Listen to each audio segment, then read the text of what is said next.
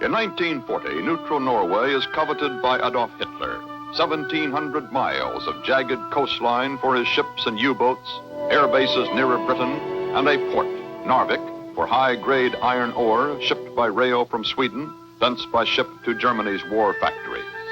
Narvik is ice-free, open year-round.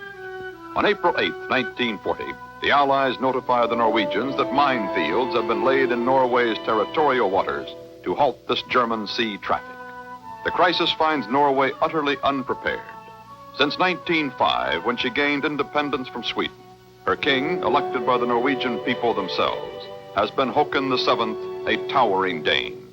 He has a ragtag army of 13,000 men, no tanks, practically no heavy guns.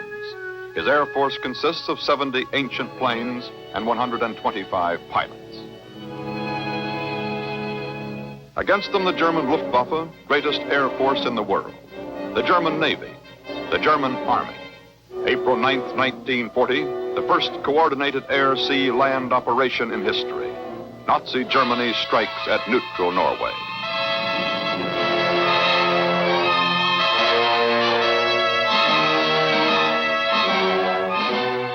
For 4 days, the Norwegians have been warned. The Nazis are on their way. Skeptical, Norway has not mobilized its 200,000 reserves.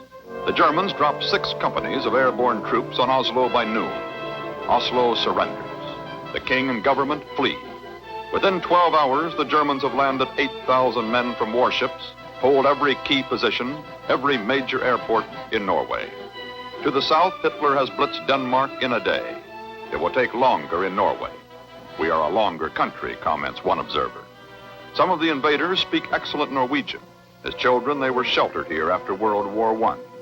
Now they return. German commander General Niklaus von Falkenhorst is here too. He has been at an Oslo hotel posing as a silk stocking salesman.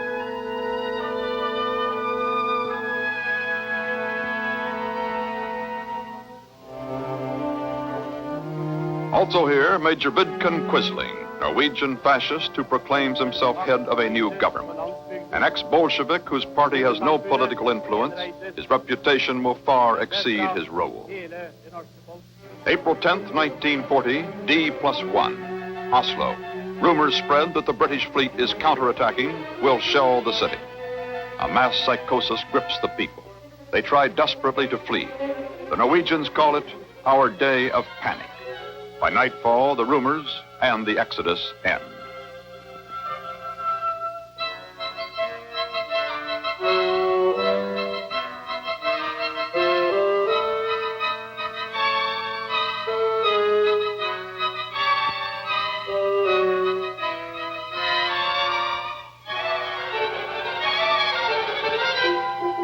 In the countryside, Norwegians try to mobilize their forces. Some of those who vow to fight have never used firearms before. Some troops guard the king and government who have fled north to Elverum near the Swedish frontier.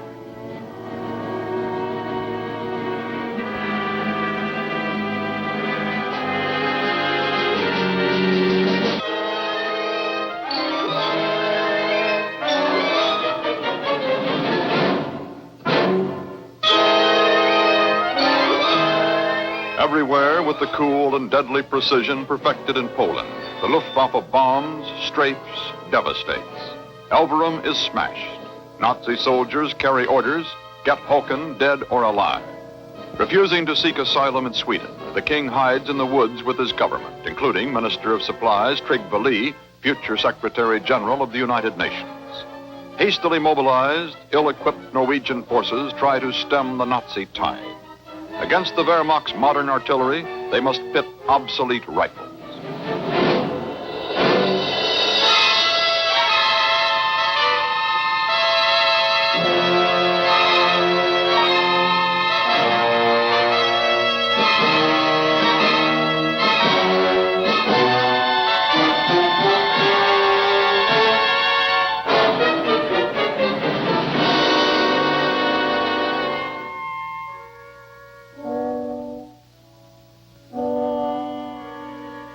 It is a hopeless battle. Courage is not enough. Thousands are forced to surrender. Yet other Norwegians fight on, for a month in the south, for 2 months in the north. backed by the British fleet and by Allied landings.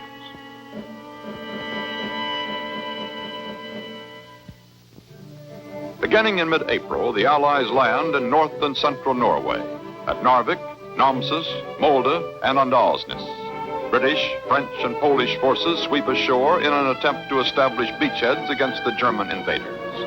They score modest successes, destroy Narvik's vital port installations, take prisoners, liberate Norwegians. But their attacks are limited. The Nazis still dominate the skies. Air power is proving its supremacy over sea power in Norway. Allied command is often indecisive and faltering. A muddy waddle forward and back, Churchill calls it.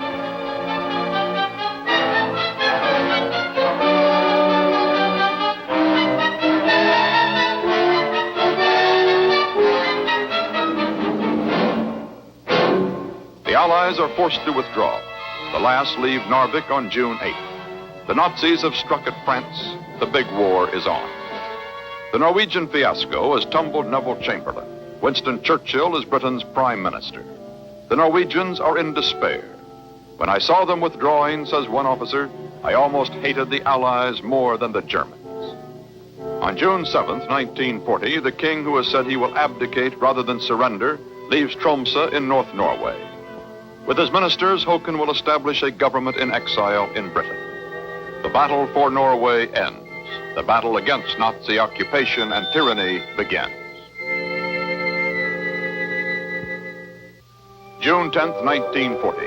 All Norway is in Nazi hands. Military unpreparedness has done it, not Quisling and his fifth column, a noisy Nazi 1%, loathed by the Norwegian people.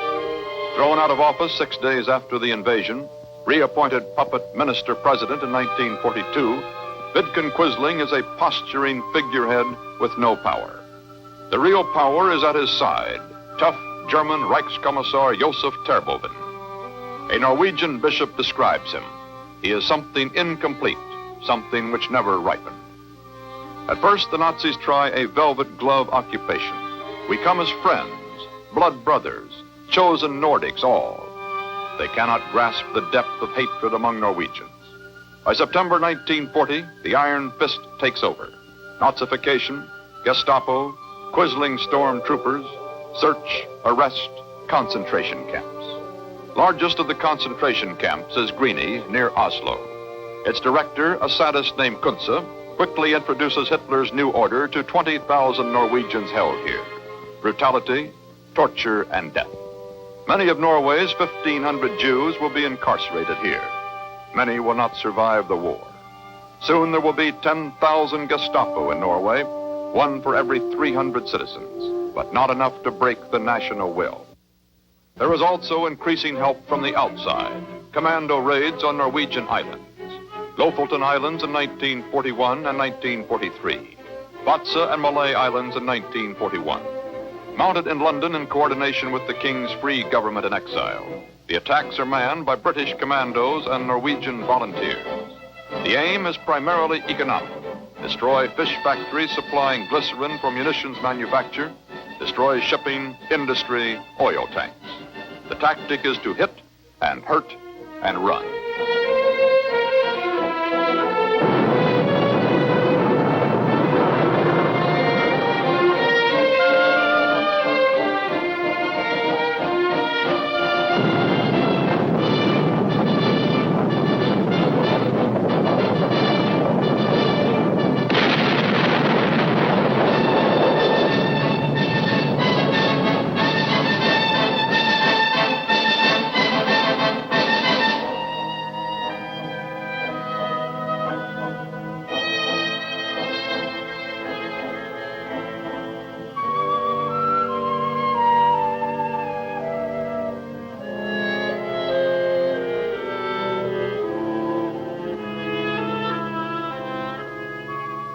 On Malay, the destruction is total. Barracks, coastal guns, every German installation. Vaasa is also a thorough success. The raids have other objectives: to free Norwegians who wish to escape to England, to unnerve Nazi occupation forces, to capture German troops and local Quislings. Political and psychological objectives well achieved. Only indirectly do the raids serve a military purpose. They are not, like Dieppe, a feeling out and testing before invasion. A second front in Norway is never seriously contemplated.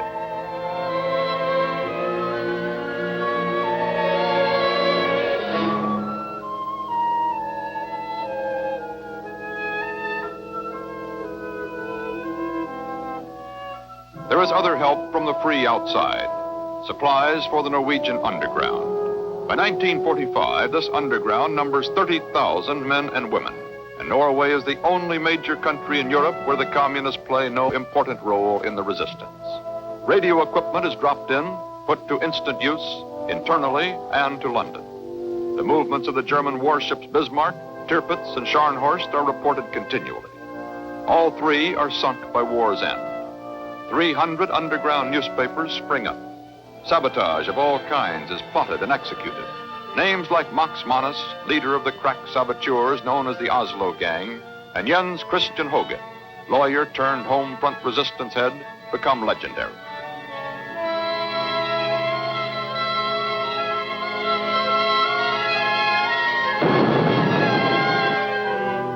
The Gestapo reacts swiftly.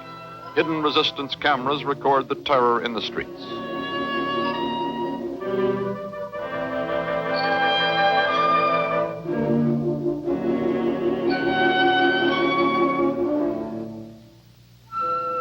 World War II's most important act of sabotage takes place in Norway, at the Norsk hydroelectric plant at Ryuken, producer of heavy water, deuterium oxide, a chemical vital to the pursuit of the atomic bomb.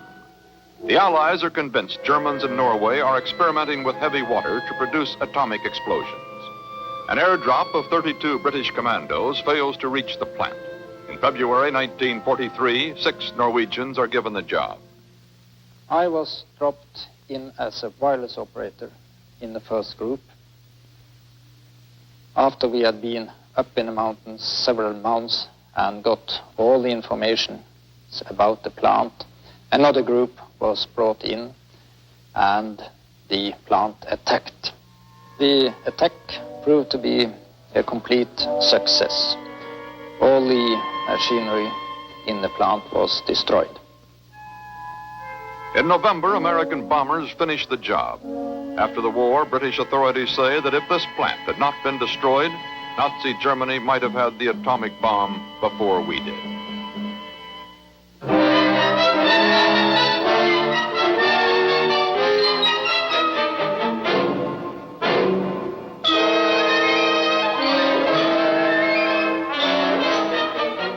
By 1944, Allied air power is shattering the German fleet, hiding in Norwegian fjords. The Luftwaffe is disintegrating. Norwegian resistance is tying down 500,000 Germans, desperately needed by Hitler in collapsing Europe. The Russians have crossed into North Norway. The tide has turned. The end is in sight.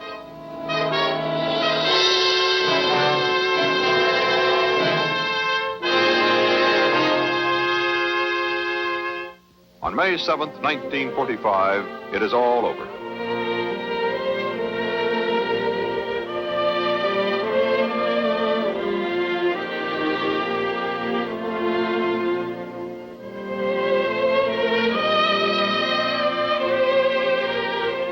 After 5 cruel occupation years, Norwegian justice moves swiftly. 17,000 Quisling collaborators are arrested. The German Reichskommissar, Josef Terboven, retreats to his personal air raid shelter, lights a fuse attached to a ton of explosives, and blows himself up.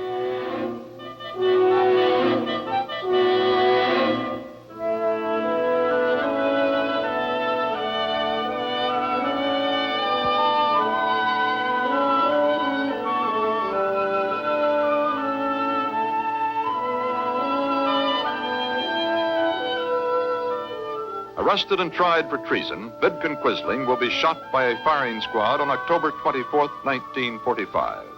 History will remember only his name, synonym for traitor. For those German troops trapped in Norway, conquerors now confined, treatment is correct but vigorous.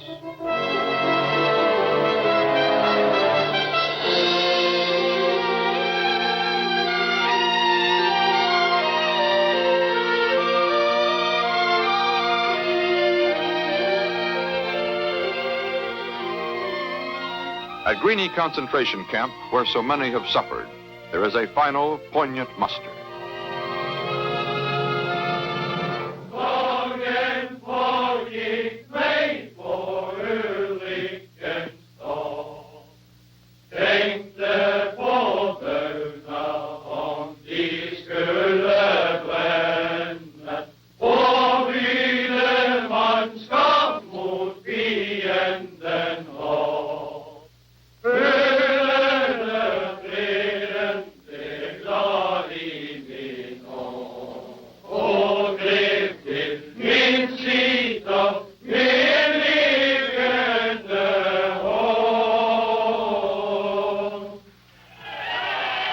During the occupation, 40,000 Norwegians have been arrested.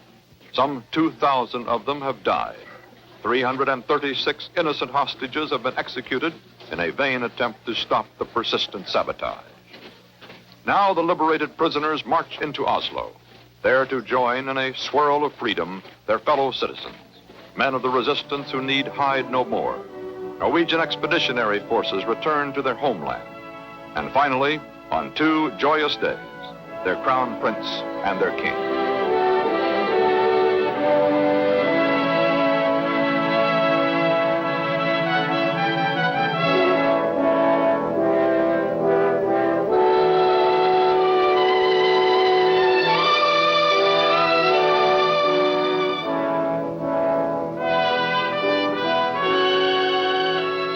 These days were anticipated in 1942 in words spoken by an American president, Franklin Delano Roosevelt.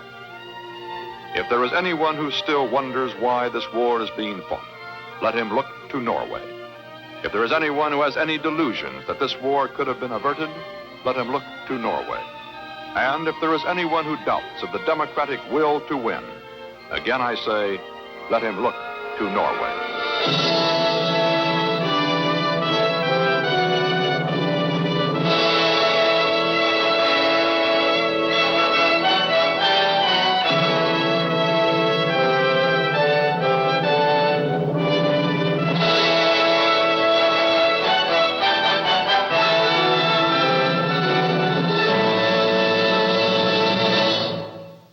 Our next chapter affords another example of mismatched combatants. Against tanks are men on skis, the Finns. Winston Churchill said of them, Finland alone, in danger of death, superb, sublime, Finland shows what free men can do. That is our story. In 1939, many know Finland only as the country which pays its war debt on time and has a famous distance runner named Paavo Nurmi. He's the symbol for the 1940 Olympic Games scheduled for Helsinki.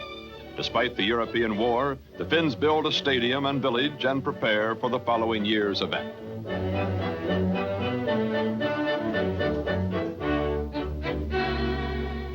October 5th, 1939. To the Finnish government comes an invitation from Moscow to send a delegation to discuss political questions. President Kyesti Kallio cannot ignore the summons. On October 10th, a Finnish delegation headed by J.K. Paasikivi leaves for Moscow.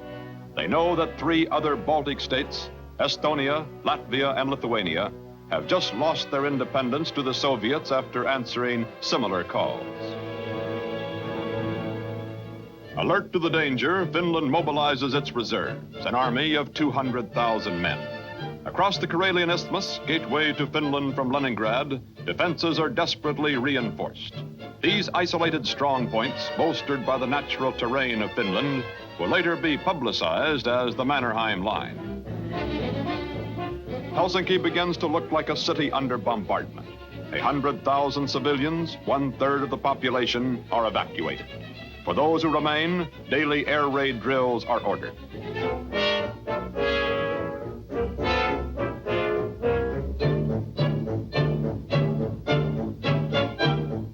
November 13th, the Finnish delegation returns with no agreement. Russia has demanded over 1,000 square miles of territory to ensure our security, Moscow says. The Finns will compromise, but not capitulate. The days pass, anxiety wanes, all of the evacuees return. Then, November 30th, 1939. With no warning, with no declaration of war, Red Air Force planes strike at Helsinki.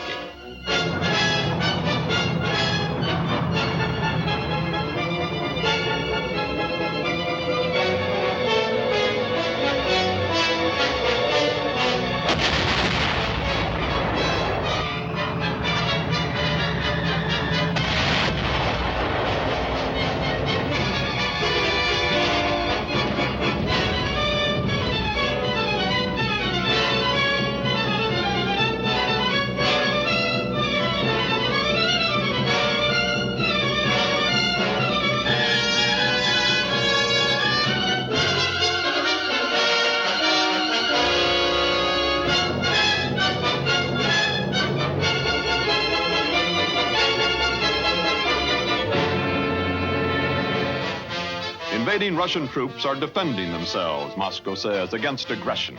It becomes a bitter international joke, a nation of 170 million defending itself against a nation of 4 million.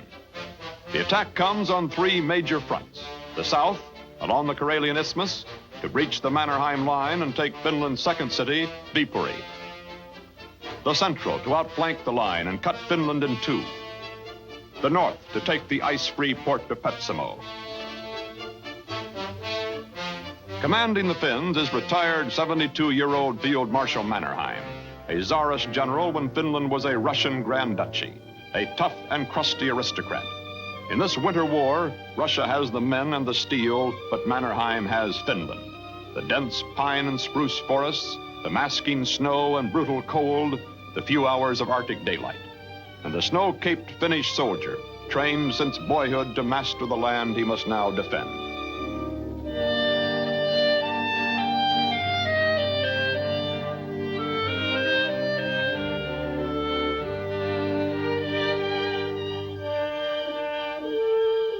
The Finn knows how to survive. His underground dugout is lined with skins. His knee-length leather boots keep his feet dry and warm. His stove gives off no smoke or spark. He enjoys 80-degree heat deep in the snow. Everything he needs to fight with travels with him. Every rock and boulder of his hard land becomes a part of his defense.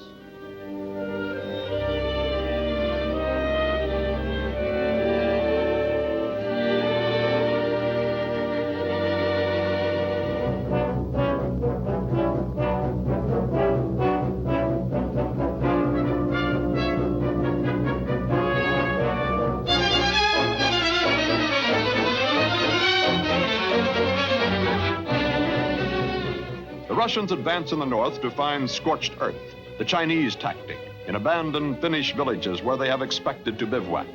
And Mannerheim declares, "We shall burn our forests and houses, destroy our cities and industries, and what we yield will be cursed by the scourge of God."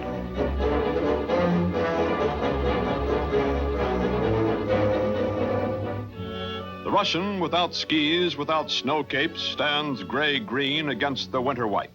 His political commissars regale him with propaganda. He's told that a friendly government of Finland under a communist emigre already has been established.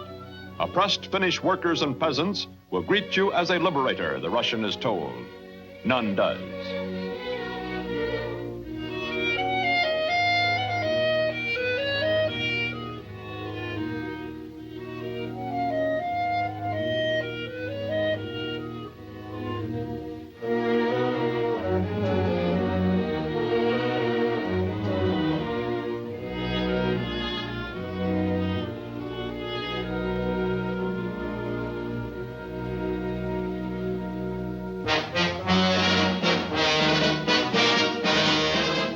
Red Army, built for the defense of the Great Plains of the Ukraine, for mechanized warfare in Western Europe, plunges ahead along the narrow roads, through the thick forests, into the terrible cold of Finland.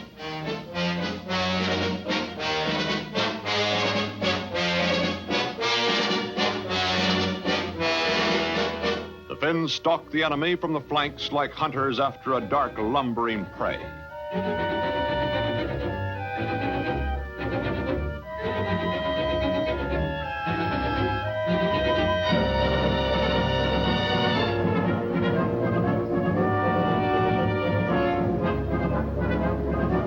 The Russians hate and fear the forests, rarely venture more than a mile or two from the roadways.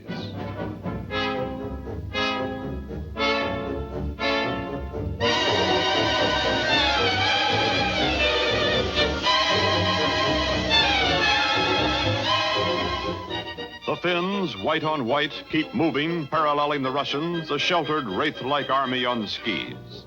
Their strategy is encirclement. A landmine under the lead tank to block the whole advance, another behind the column to prevent retreat, then unrelenting pressure on all sides until the force is cut up into small pockets, called moths, and destroyed.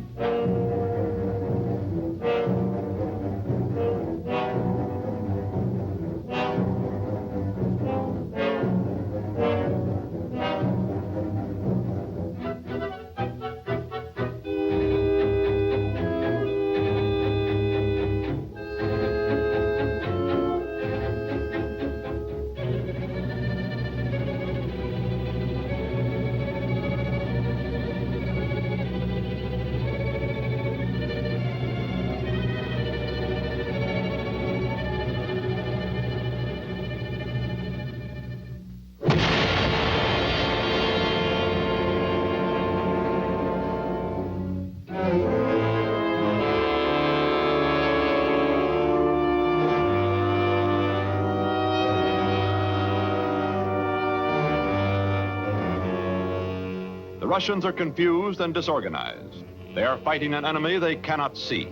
They will be fighting three enemies: the Finns, cold that reaches 40 below zero, and hunger.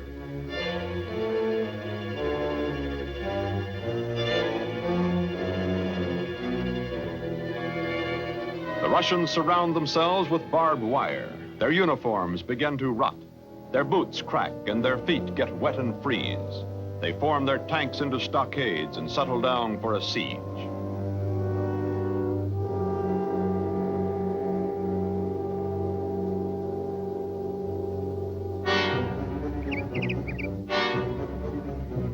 The Finns have no difficulty sniping at the Russians. The smoke from their food trucks guides them like a beacon.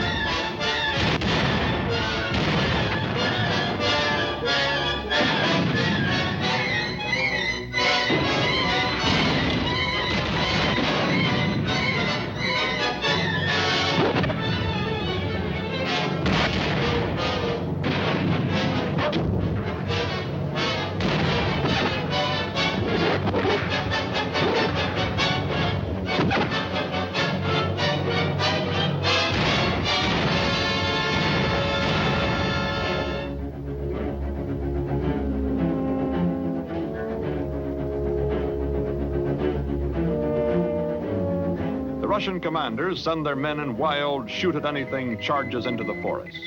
The Finns fire at Russians. The Russians fire at empty snow.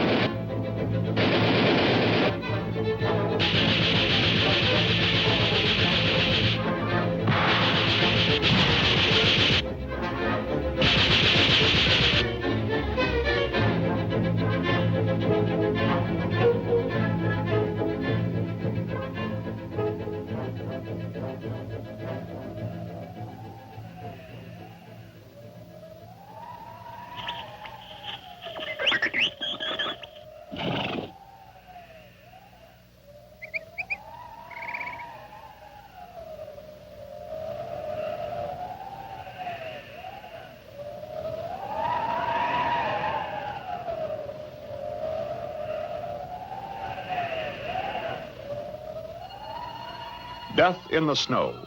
The cold freezes the Russians into the positions in which they fell. It's like a frightful waxwork of battlefield death.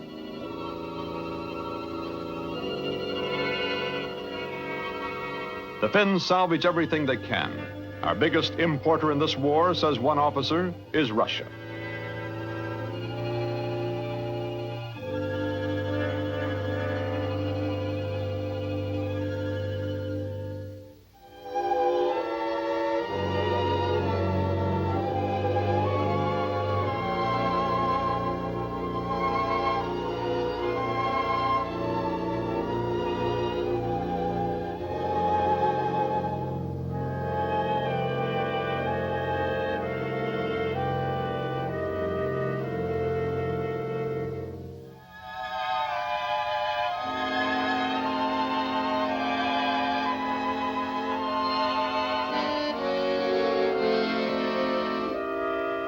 With the war booty and the dead, the Finns find a ghastly reminder of starvation, a half-eaten horse.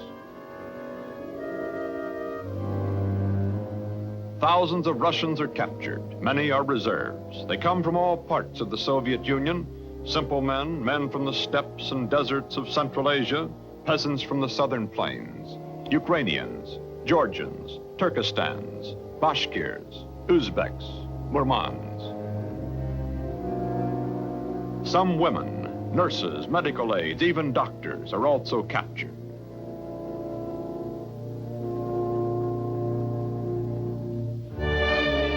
Mannerheim knows the war is far from won. The Finns need military aid, men, equipment, planes. The Western powers vacillate. Neutral Norway and Sweden send in supplies, but refuse transit for British and French expeditionary forces. The League of Nations expels Russia as its last official act. And Finland fights on alone in a war the Russians expected to last no more than a week.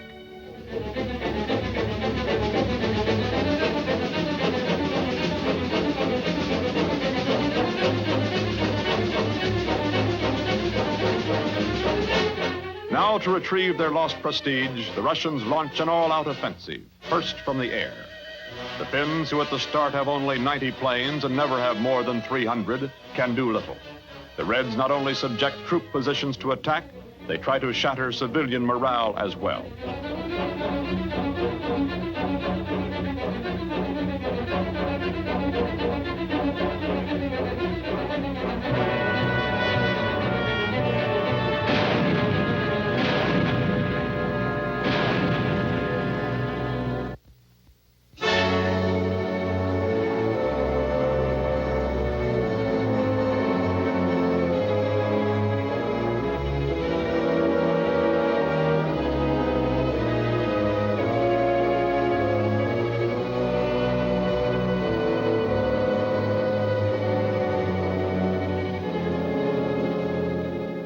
Along with air power, the Soviets pour in another unchallenged weapon, heavy massed artillery. They will fire as many as 300,000 shells a day, the heaviest concentration of fire in world history as of that date, February 1940. The bombardment will go on day and night, reducing the Finns to a shell-drunk army of sleepwalkers.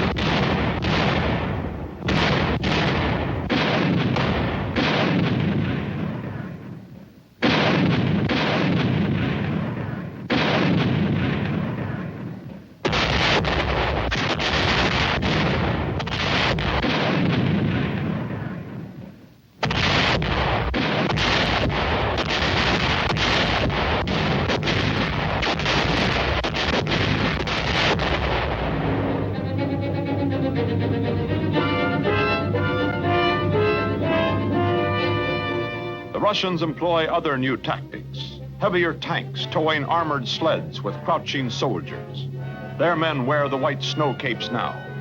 Reserves are replaced by crack Siberian ski brigades and regular infantry.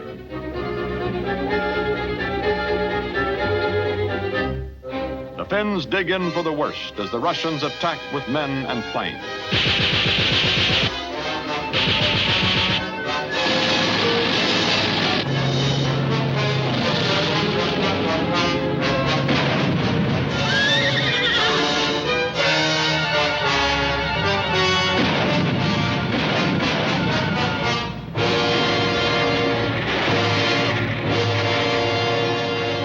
Finnish casualties increase. The last handful of reserves is thrown in. Whole regiments are wiped out.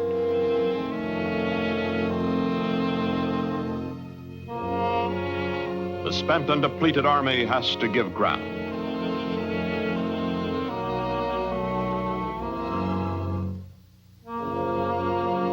Disaster mounts. The weather turns against the Finns. The Gulf of Finland, particularly the Bay of Viipuri, remains frozen instead of thawing as usual in late February. Russian tanks and troops move across it. Copying Finnish tactics, the Reds sweep on deep into Finland.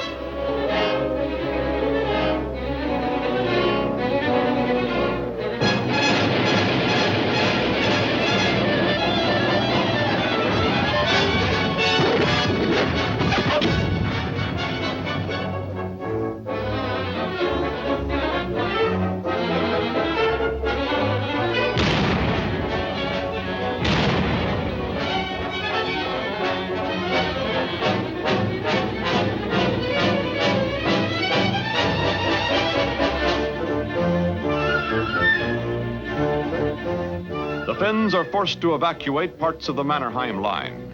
The Reds find no heavy, impregnable defensive line, as their communiques have suggested, but a series of pillboxes and blockhouses cleverly blended with the natural defenses of the terrain.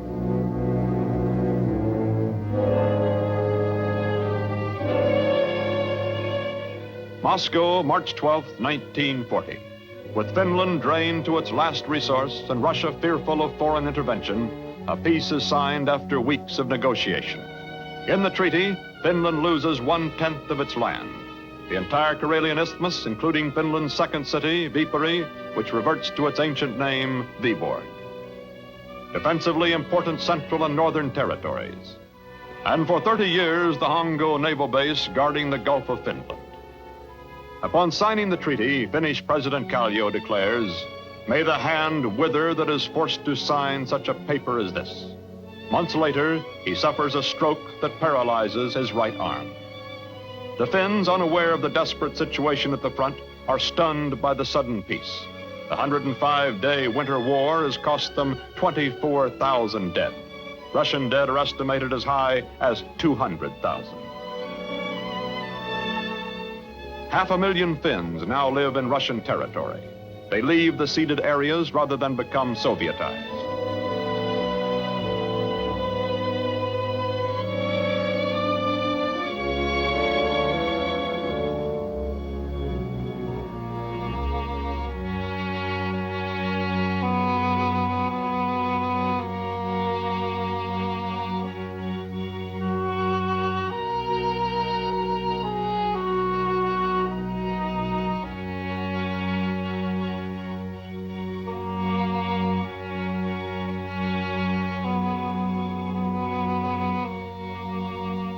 The Russians roll into Viipuri to find the people gone, a ghost city.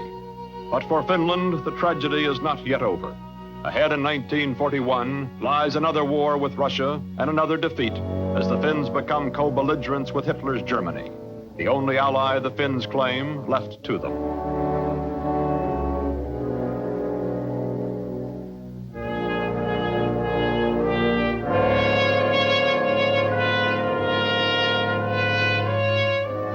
At the Winter War's end, Mannerheim gives his last order of the day.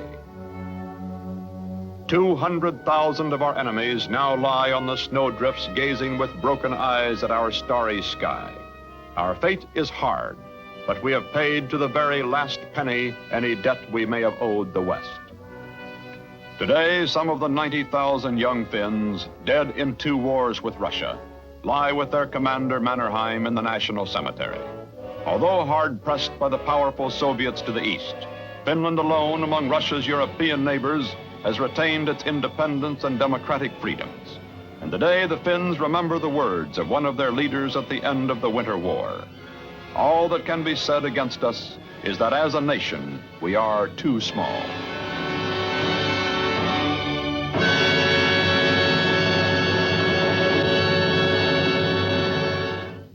In June 1941, Hitler called for a blitzkrieg attack on his ally, the Soviet Union. He was confident that the Russians would not last 8 weeks.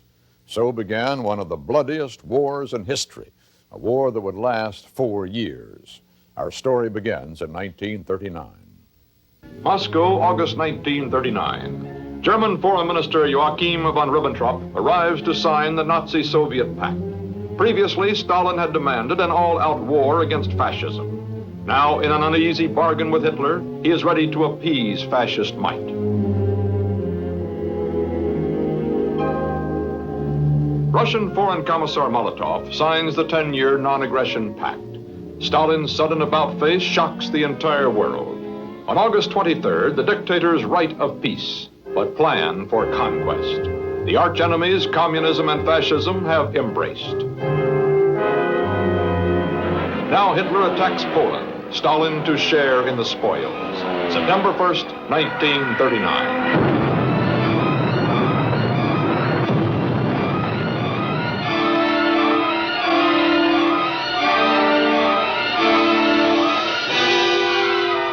On September 17th, Russian tanks strike Poland from the east.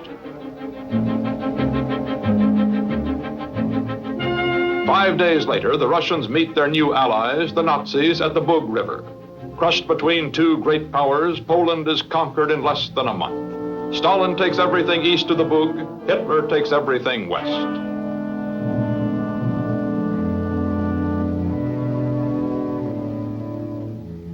Now comes the reckoning. Stalin pays a heavy price for his deal with Hitler.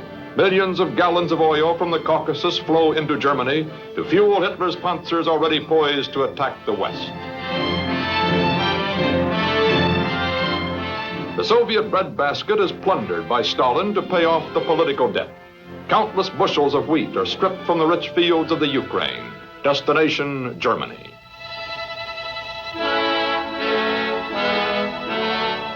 In spite of the drain on resources by Stalin's war against Finland in 1940, Russian supplies continue to pour into Germany, feeding Hitler's hungry war machine. Belgium, Holland, and France have fallen. England is scheduled to be next.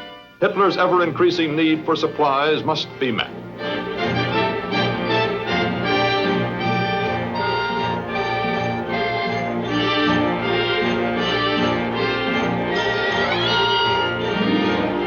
Every part of Russia is deprived of food.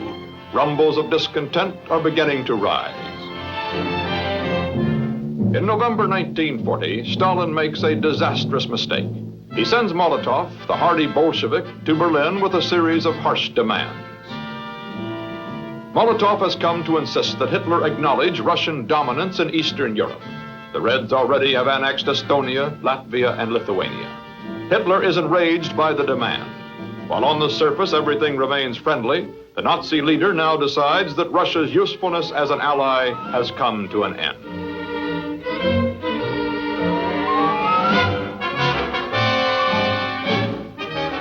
Hitler decides now is the time to conquer Russia. He plans the invasion, Operation Barbarossa. He will exterminate the eastern barbarians. Russian supplies still roll into Germany while Stalin refuses to believe warnings from his intelligence agents that his ally is plotting a sneak attack. He insists that peace with the Nazis must be maintained. He is impressed and frightened by Hitler's quick victories in the West. As Stalin slumbers, Operation Barbarossa, the largest invasion ever planned, is approaching completion. Hitler has assured his worried generals that they will take the Red Army by complete surprise. Even now, the day before the attack, Russian trains are bringing tons of supplies to Germany.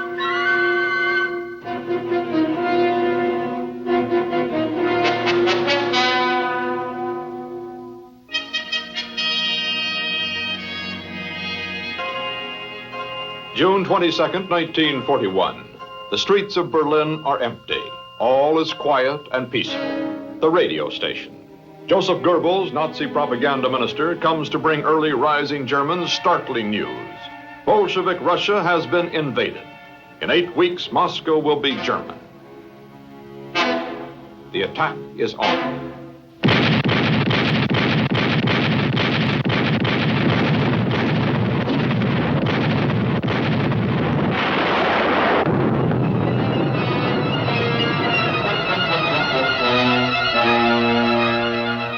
Blitzkrieg. More than 2 million troops, spearheaded by 3,200 tanks, drive east along a 1,000-mile front. The Red Army is completely surprised. Moscow is staggered. Stalin makes a patriotic plea for Russians to defend their homes from the Nazi hordes. Up to this day, he has been calling the war in Europe a capitalistic war. He now changes it to a war against fascism and calls upon all Russia to mobilize.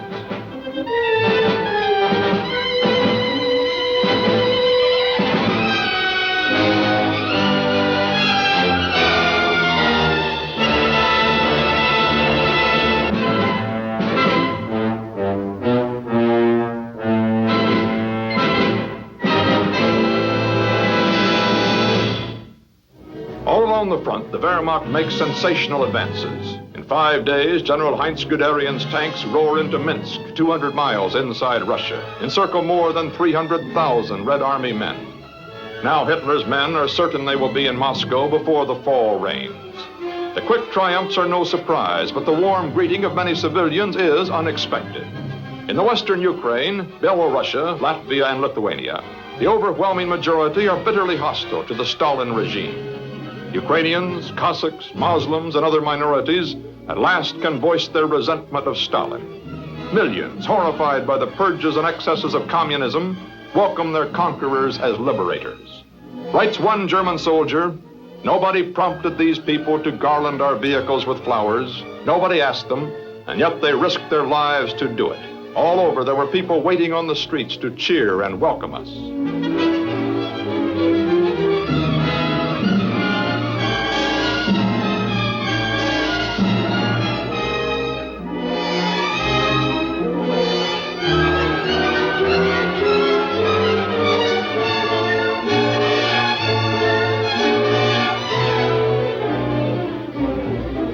In many captured villages, citizens destroy statues of Lenin and Stalin, symbols of tyranny. Incredible numbers of Red Army prisoners pour back from the crumbling front. 200,000 trapped near Smolensk, 600,000 taken in one great pincers movement in the Ukraine, a total of more than 1 million in a month. They are only the first of 5.5 million who will be captured in the Nazi-Soviet war. Of these, 4.5 million will die in crowded camps. The vaunted monster army of Stalin has put up little resistance. Many of its high commanders have proved to be rankly incompetent. Others have fled the field of battle, abandoning their bewildered troops. Russia is now paying the price for Stalin's purges of the Red Army Officers' Corps in the 30s and for his continuing political interference with the military. In Moscow, there is despair on the highest levels. The once impassive Stalin is in a state of near hysteria. All that Lenin has created for us, he tells intimates, we have now lost forever. Many of these prisoners have fought well in spite of inferior weapons and inferior leaders. Hundreds of thousands of others, fanatically hating the Stalin regime, have surrendered gladly and are ready to cooperate with the Germans in any way.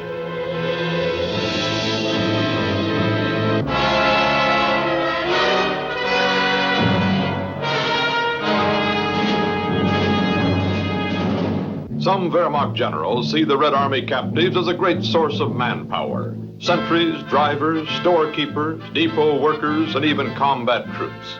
The rapid assimilation of Russians into the Wehrmacht grows despite Hitler's decree that only Germans may be armed. History, he says, teaches that all countries have gone under after they allowed subject peoples to bear arms. But the generals, faced with the problem of conquering a vast country with limited troops, secretly swell the ranks of their divisions with black market volunteers dressed in new clothes.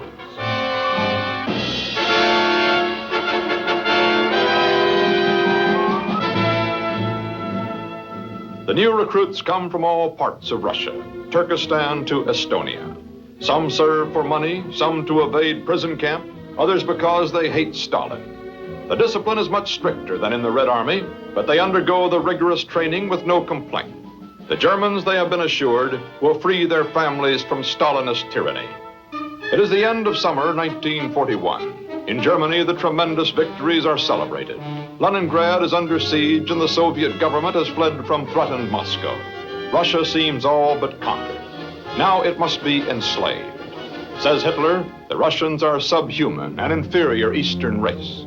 He orders a wave of terrorism and murder in the conquered areas. It means extermination for hundreds of thousands of Russian civilians. He also orders the East plundered of everything useful. Cities and farms are stripped. Endless carloads of loot are shipped back to the fatherland.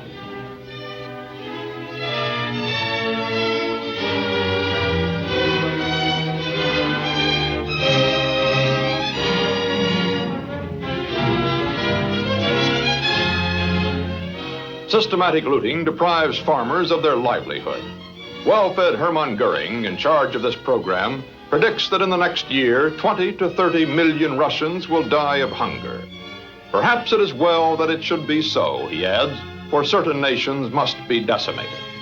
Not only are the cattle rounded up for slaughter, Nazi soldiers go house to house, pulling out men, women, and even children suspected of plotting sabotage against the Wehrmacht. Some are guilty, most are not.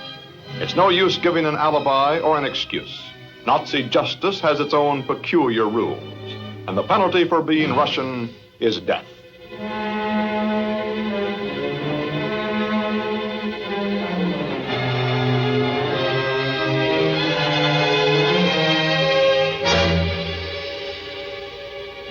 Hitler has made his fatal blunder. Those who had looked upon him as a liberator now see him as an executioner.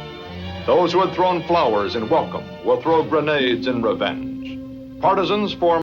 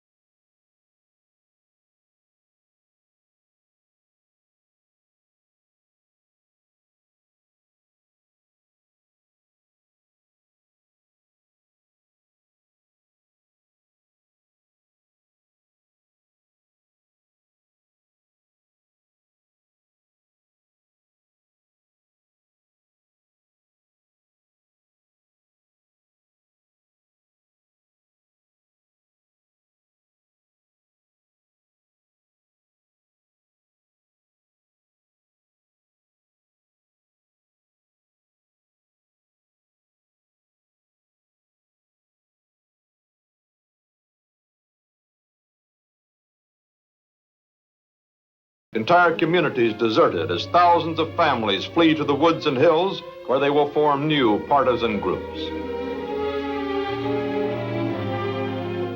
But first they will make sure nothing remains behind except scorched earth.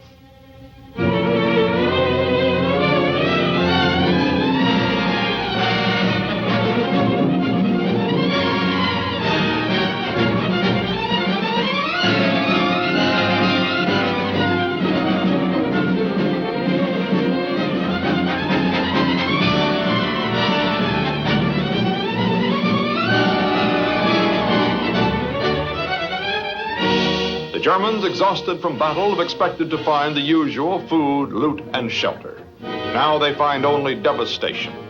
The Russians have ravaged their own land, homes, factories, railroads. They have left the Nazis only an inferno. Here is the answer to Hitler's atrocities: total destruction, ashes, the scorched earth.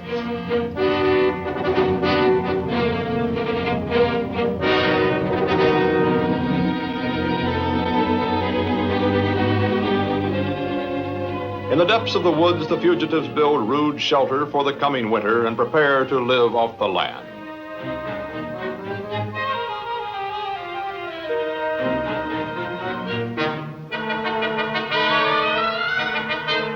Now they are ready to wage the people's war. They make their own arms. The barrels of crude rifles are fashioned from pipes, and the stocks are carpentered by hand. Rusted weapons from the past are resurrected. With an ingenuity born of necessity, they are polished, rebored, and rebuilt. All is prepared. At last it is time for action. The partisan group, organized into a military force, is ready to strike. Their job is sabotage, guerrilla warfare, to kill, blow up bridges and trains, anything to harass the enemy from the rear and give the Red Army a chance to reorganize its shattered defenses.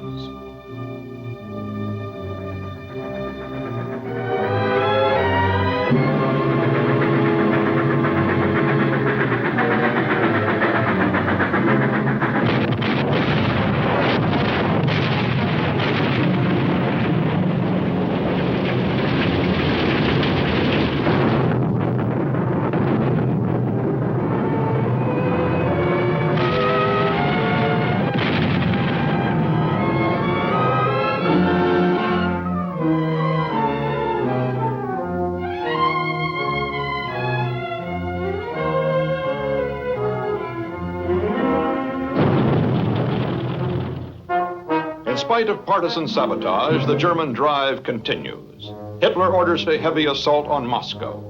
The first few days of attack bring stunning successes. On the left, panzers penetrate to Kalinin. On the right, Guderian smashes to Tula.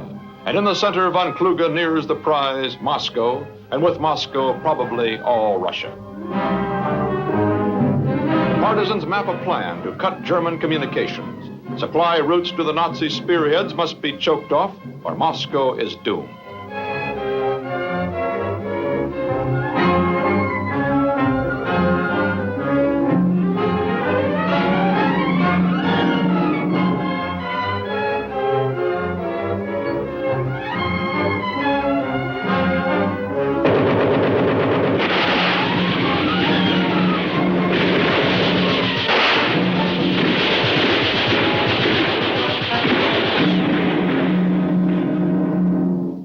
The Germans are falling behind schedule. Hitler urgently orders his troops to press the attack on Moscow.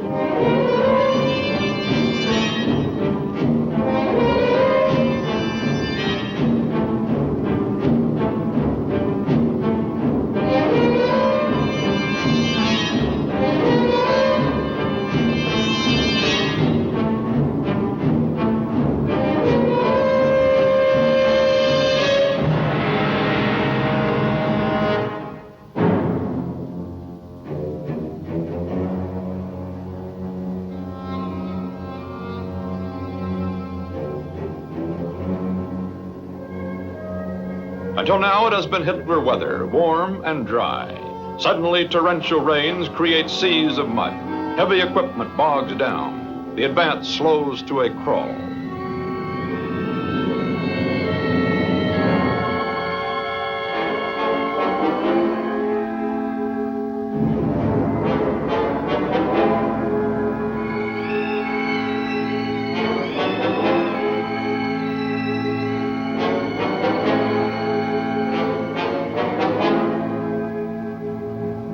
Then the dread snow starts falling. Time is running short. Winter is coming, the Russian winter, conqueror of Napoleon.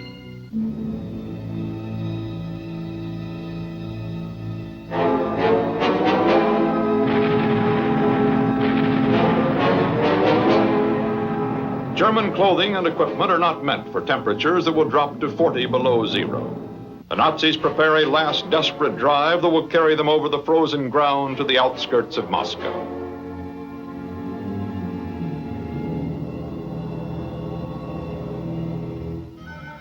Behind the German lines, partisans strike with their full force, cutting trees to block roads and trails, choking off lines to the front, disorganizing the Nazi supply system.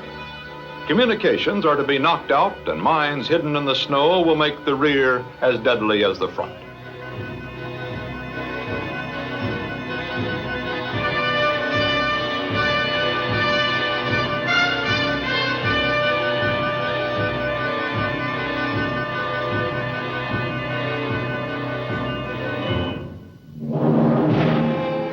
The terrain and weather are ideal for the hit-and-run tactics of the partisans.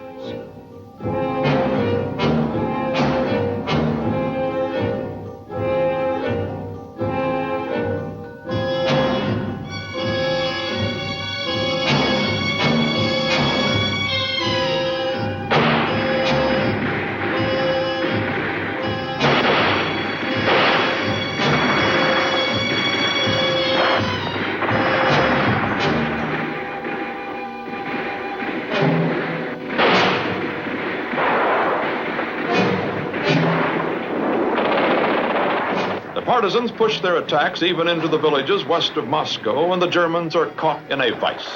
Behind, the partisans. In front, a Red Army which has gained time to reorganize. On December 6, 1941, the resurgent Russian troops launch a full-scale counterattack.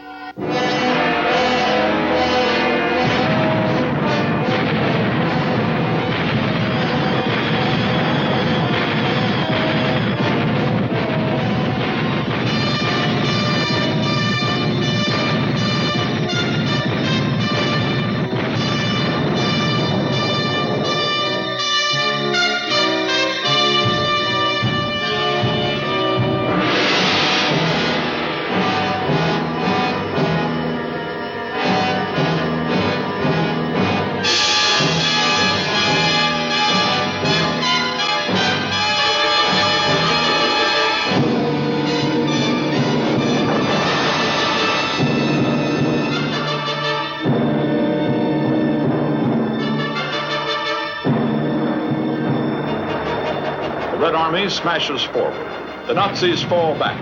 Another retreat from Moscow.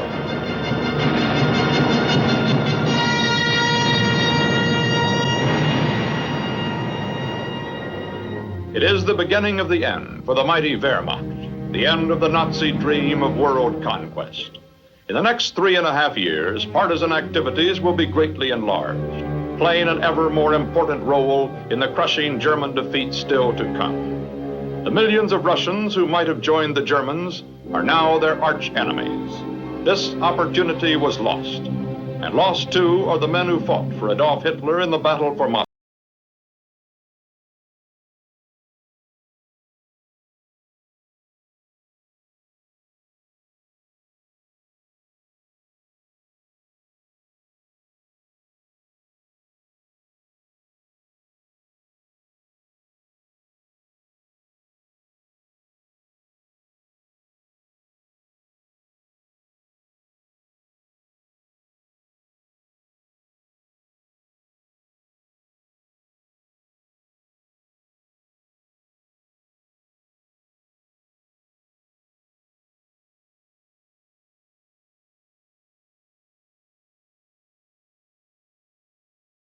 This video chapter of World War II is an extraordinary visual record of a resistance movement in action.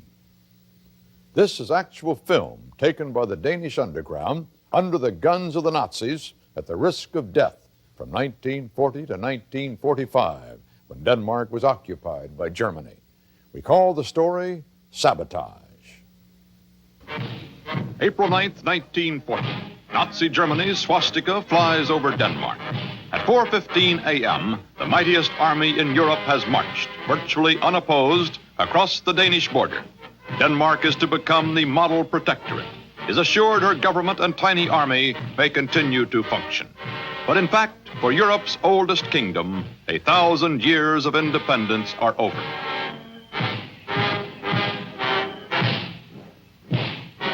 At once, the Nazis direct Danish cameramen to photograph a complete record of the occupation, filmed for the Germans' Wochenschau propaganda newsreel in Berlin. The Danes obey, but in their spare time, secretly, through automobile windshields, from second-story windows, they shoot another kind of film.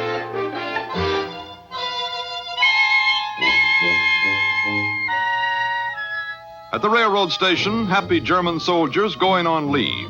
But to the discerning, proof that Denmark is being looted to meet the shortages at home in Germany.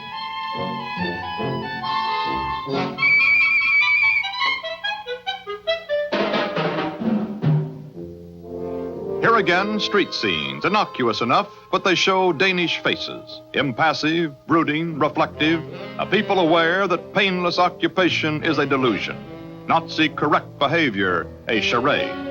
In this building, one form of opposition begins. An underground newspaper is set up. There will be 538 such papers in Denmark by occupation's end, including one in Braille for the blind, even a resistance press service. Distribution is extensive. Underground cameras cover an edition hitting the streets.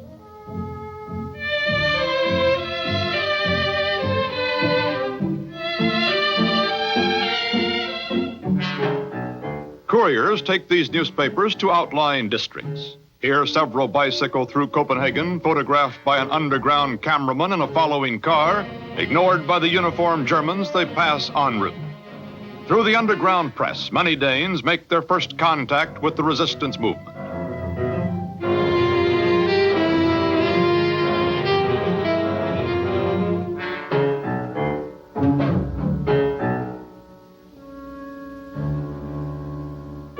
Symbol of Denmark's hardening resistance is its aging king, Christian X. Beginning on the second day of the occupation, he takes his solitary morning ride through Copenhagen as if nothing has happened. On his 71st birthday, September 26, 1941, he is followed by thousands of his countrymen, a public demonstration forbidden by the Nazis.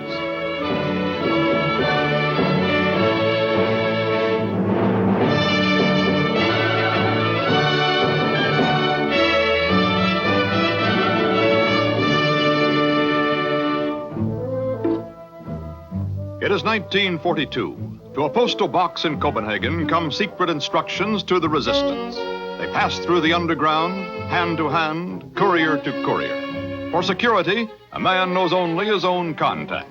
Subtle public demonstration and clandestine publishing are no longer sufficient. It is a time for overt defiance by a people who loathe violence. It is a time for action, embodied in a word the Danes will live by: sabotage. This is the target, a factory producing for the Germans. A sabotage group approaches. They climb over the factory wall. The hidden underground cameraman grinds away.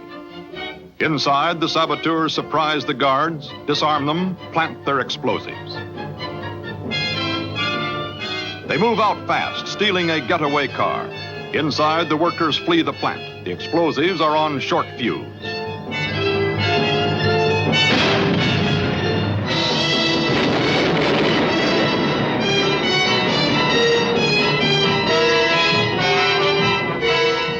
A wave of sabotage engulfs the country.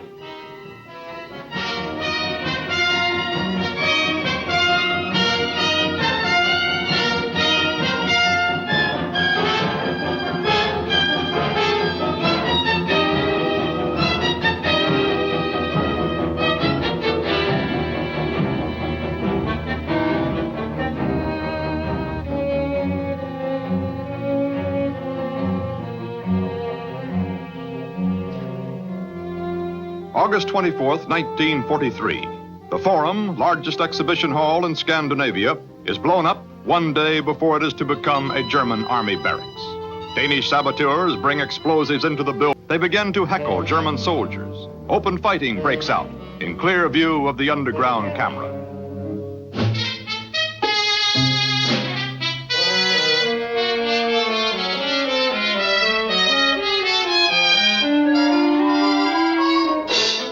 Turns on a woman collaborator, wrecks the cars of Nazi sympathizers, shouts its contempt for the conquerors. Throughout Denmark erupt strikes, demonstrations, more sabotage. August 29th, 1943, 4 a.m. The Danes scuttle their fleet to prevent it from falling into German hands. Only a few hours before, the Germans have declared martial law, claiming the Danes can no longer maintain order. German tanks roll into Copenhagen. The fiction of the model protectorate is over.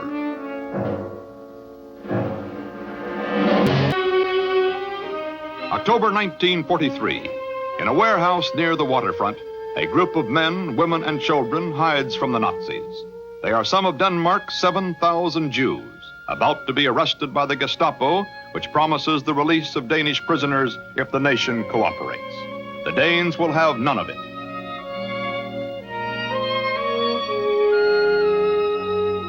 They use their fishing fleet, though closely shadowed by German planes, to smuggle into Sweden more than 6,000 of their Jewish countrymen, over 95%.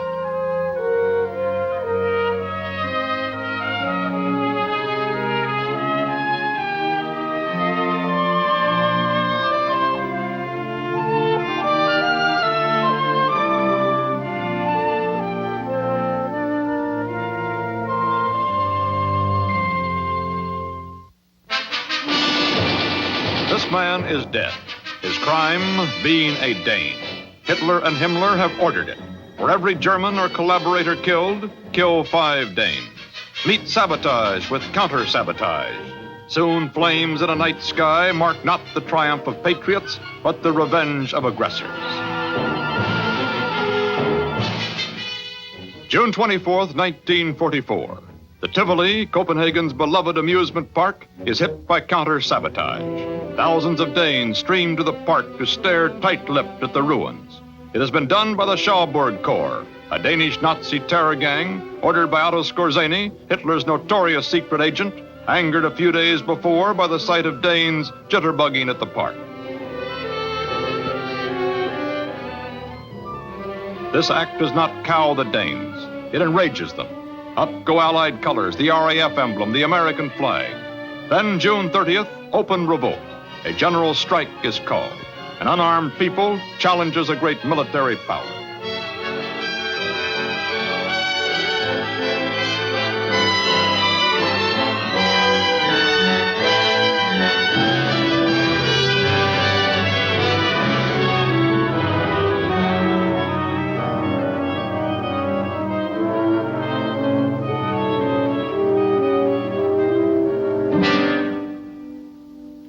As German troops pour into Copenhagen, Dr. Werner Best, plenipotentiary of the Reich, informs the Danish government, "Gentlemen, it is obvious you do not appreciate the situation. Your capital will now receive a lesson it will never forget." Water is cut off. The Danes draw water from lakes and ponds. Gas and electricity are cut off. The Danes cook over open fires in streets and hallways. Food is cut off. The Danes pool their remaining food with no regard for payment.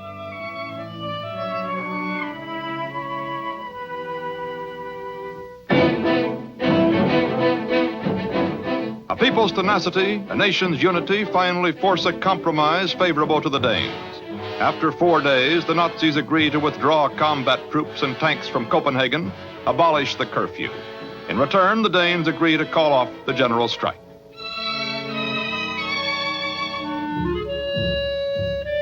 The crying need is for arms. The Danish Freedom Council, heading up all underground groups, asks loyal factories and small workshops to produce weapons secretly in off hours. A toy factory manufactures stun guns, but the output falls far short of the demand.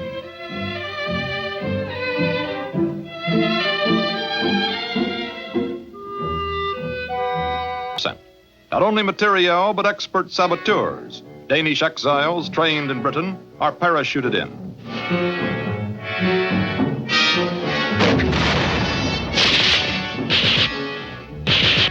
Here, a record of sabotage, photographed by resistance cameras. Orders from London, assignment railroad sabotage. Location, along the main line, down Denmark's spine into Germany.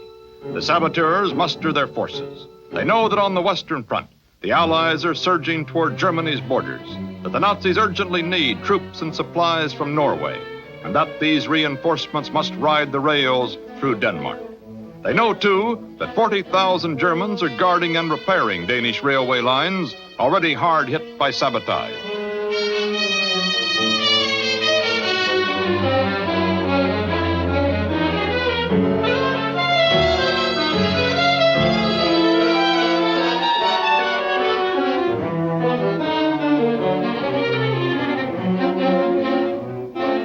Their explosives have been airdropped from Britain, their orders radioed in. Blow up what you can, a few feet of track will do, a long stretch is better, a whole train would be a good show indeed.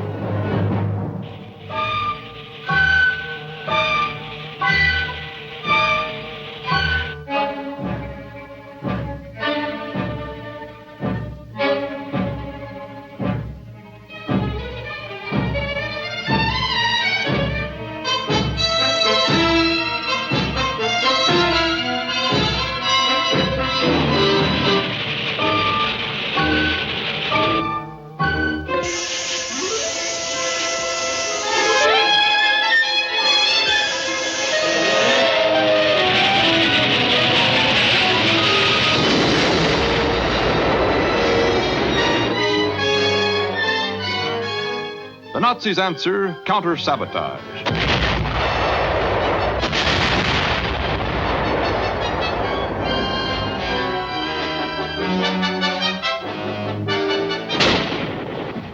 Danes are shot down in the streets.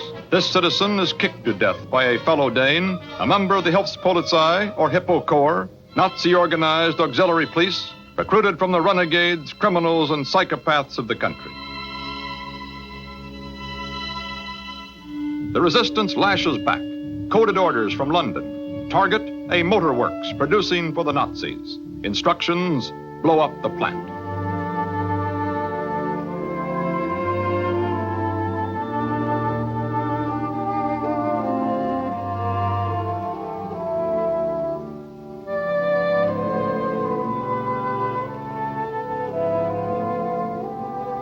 Through the underground, by message and whispered word, by every evasive avenue that 4 years of occupation have perfected, the orders to the saboteurs are passed.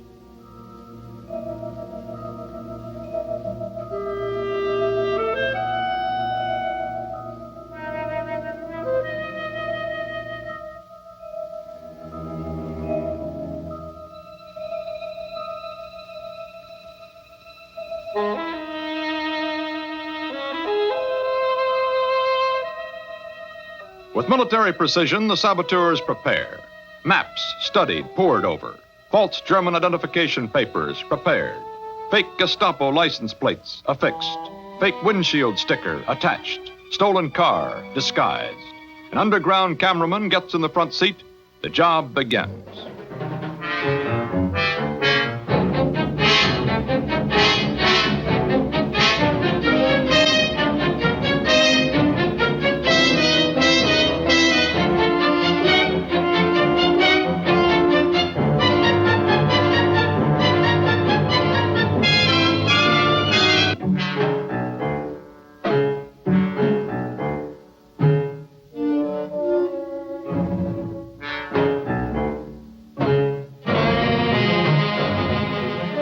Several resistance cameras cover the operation.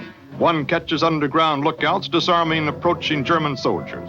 The getaway from the plant is swift and clean. The last agonizing seconds tick off.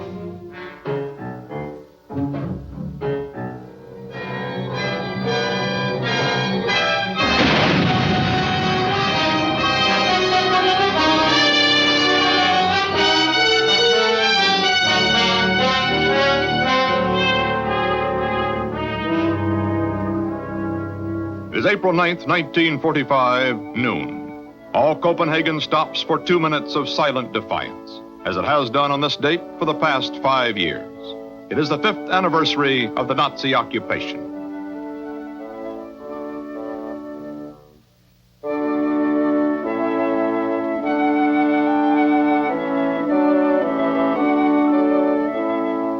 German provocateurs and Danish hippos have been driving through the crowds, taunting them.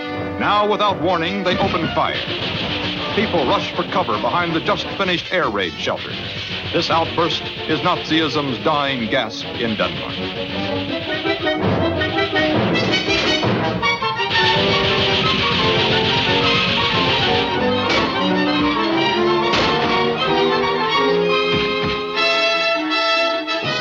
May 4th, 1945, and the sweet and heady scent of freedom is in the air, in the streets of Denmark. Nazi armies in northern Germany, Holland, and Denmark have surrendered. The war in Europe is almost over, but for the Danes, there is still no peace. Among the Nazis, there are diehards who refuse to surrender. Violent fighting explodes in Copenhagen.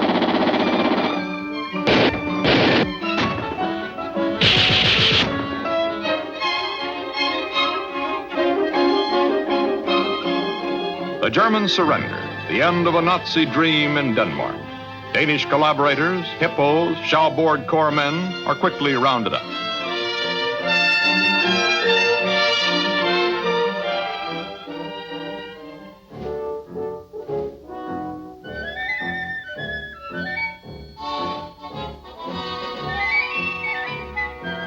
Political prisons are thrown open. Into Copenhagen's fresh, bright spring step men of the resistance, some jailed for 4 years.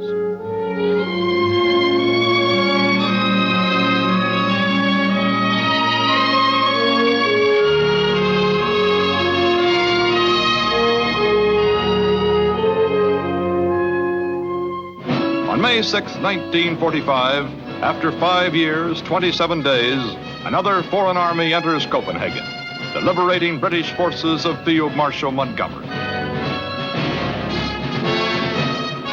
3 days later, the solitary regal figure who has inspired his people during their ordeal, King Christian X, reopens the Danish Parliament.